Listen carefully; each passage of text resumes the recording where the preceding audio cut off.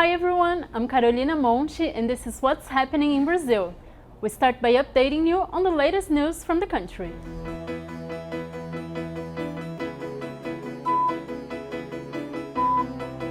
The government is considering alternatives after the rejection of its plan to increase taxes on financial operations. Lula's administration was hoping to use the extra money to meet this year's and next year's fiscal targets. But the new tariff was not well received by banking, industry, and the Congress. The new proposal should be announced next week.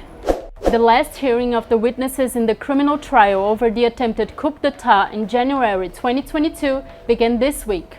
Next Monday, the 8 defendants in the case will be questioned, including former President Jair Bolsonaro, as well as 7 of his former ministers and close aides. In all, 52 prosecution and defense witnesses have been heard since May 19th. Brazilian justice asked the Interpol to arrest a convicted right-wing legislator that ran away to Italy. Carla Zambelli was sentenced to 10 years for hacking the electronic system of the National Council of Justice in 2023. A former ally to President Bolsonaro, she escaped to Italy, where she's also a national. Now, Brazil should ask the Italian government for her extradition.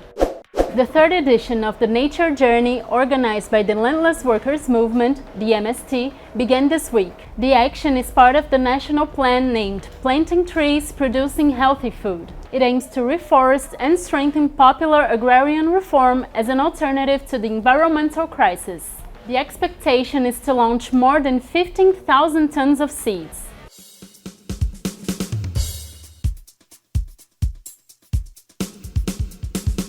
Pará State, which will host the United Nations Conference on Climate Change, the COP30, is the second Brazilian state with the largest deforested area in 2024, according to a report by Map Biomes. Despite the decrease in deforestation compared to the previous year, the state still faces serious environmental problems, such as the dismantling of inspection bodies and violent conflicts in the countryside.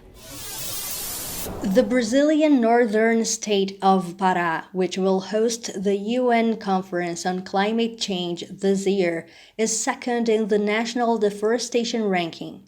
According to Map Biomas, in the national list of deforested areas, it is second only to Maranhão in northeast Brazil. Despite its undesirable position, the state recorded a 17% drop in the rate of deforestation. Pará is part of the Amazon biome, which has the second largest deforested area in the country, with 30% of native vegetation being suppressed. The Amazon was the second most deforested biome in 2024. It accounted for 30% of all the devastation recorded last year. Despite this, when we compare to 2023, there was a reduction in deforestation by 17%. As for the state of Pará, it was the second most deforested in the country. Despite this, when compared to 2023, it also recorded a drop. According to the report, 2024 Conflicts in the Countryside, released in April this year by the Pastoral Land Commission, CPT in Portuguese, the number of occurrences of conflicts over land increased by 38% in Pará. For CPT coordinator Francisco Alan Santos, the rate of deforestation and other types of environmental degradation would be lower if the state government were more effective in combating these conflicts. If we take the data collected, it will point to an increase in illegal deforestation. So, although some figures show that deforestation has fallen, we also have this reality of areas that must be monitored by the state. And I'm also talking about the state government of Pará. Therefore, there is the need for more monitoring by police forces, security forces, and they must be connected. As ancestral guardians of standing forests, traditional communities continue to play a leading role in the fight against deforestation and illegal fires. This is what Tainan Kumaruara, from the Kumaruara indigenous people of the Lower Tapajós, explains. E a gente percebe também que as áreas onde está. We also notice that the areas where the forest is still standing have indigenous peoples, some other traditional communities, riverside dwellers, or even quilombolas, as the descendants of enslaved blacks are known. One of the ways that the Kumaruara people have found to extinguish fires quickly is to join a network of indigenous and volunteer brigades fighting wildfires. Daniel Govino, Communications Director of the Alter do Chão Community Forest Fire Brigade in the city of Santarém, who has suffered in recent years from smoke caused by forest fires, explains the importance of these community actions, but also warns of the factors that cause deforestation in the Amazon. As emissões de gás de efeito estufa no planeta, o Brasil é responsável por 3%. Brazil is responsible for 3% of the planet's greenhouse gas emissions. Of our emissions, 46% caused by land use change, basically deforestation, and 28% by agriculture. Thus, agriculture and deforestation are responsible for 74% of our emissions. Pará and Mato Grosso are responsible for 13 each of Brazil's total emissions. We could lead the ranking with zero deforestation if we carried out agrarian reform with more efficient monitoring and real punishment for deforesters.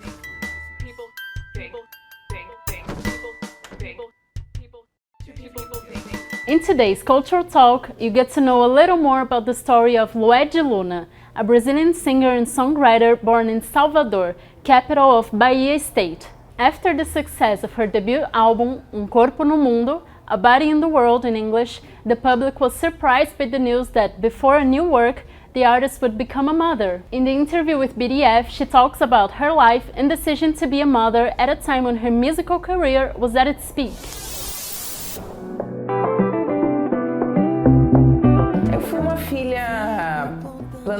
My parents planned everything to have me. I was a beloved daughter, a desired daughter. I am the first daughter of this young couple who met in the context of social movements. My mother studied economics, my father studied history, and they met in a context of militancy, of building the Workers' Party, of the Black movement in the state of Bahia. So I was more than a daughter, I was their political project. It's no wonder that the name they gave me is an African one, the name of an African queen.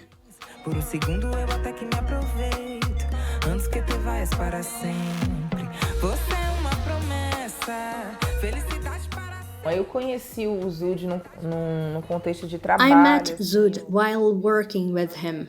I did a project that involved rap, a project with a DNA to which I invited some MCs to take part in.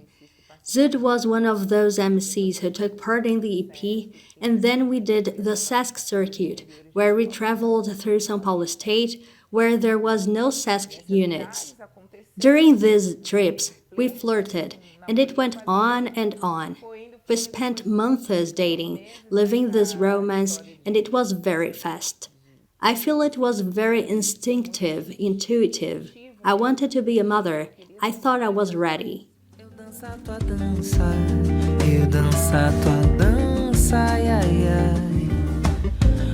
Como é que ela, no auge da vida... How is it that, at the best moment of her public life, after having released a great album, with everybody expecting something of the same level or greater, expecting her to release another album, everyone talking about her at the best moment of her career, young, beautiful, thriving, how is it possible that, just at that moment, she's going to become a mother? That's démodé. That has no value anymore. So that really got to me when I received a few criticisms, sometimes indirect, veiled, like, quote-unquote, how old-fashioned it is being a mother. No. We've reached the level of individualism and ambition that highly values this logic, which prioritizes work above all else. A logic that links my self-esteem and my value to what I produce. And that's what capitalism wants. for us to feel more powerful, to be puffed up by what we produce, so that we forget that that's not all we are. Before all this, there is a fundamental value: love. The love that comes from the relationship between two people, the love that comes from the choice to bring someone into the world. And this choice demands other feelings from us, other than these. It demands altruism, generosity, and empathy. Fico contando as horas pra te ver. É logo ali, mas parece uma eternidade. Hora de trabalhar, mas bom mesmo é ficar em casa agora. Mas o corre não. Ele é sim um projeto político. He is indeed a political project, and it is no wonder that I followed the family tradition and gave him an African name, Dayo. Dayo is a name in the Yoruba language and means joy has arrived, and the Luadamasi, also in Yoruba, means God protects my life. And why did I give him that name? He was going to be called just Dayo. When I found out that he was going to be a black boy and later a black man, I felt in my heart that I needed to give him an African name because I'm from Candomblé, and for me, words have power. Words animate things. So I felt that I needed to give him a name that would protect him, in addition to the protection that I would give him myself. I wanted a name that would protect him so that he would be born with that essence of protection. So the Luadamasi God protects my life. Fico contando as horas pra te ver. Fico contando as horas pra te ver. Did you like the show? So hit the like button and share it with your friends. Don't forget to subscribe to our channel to receive notifications. We'll see you next week.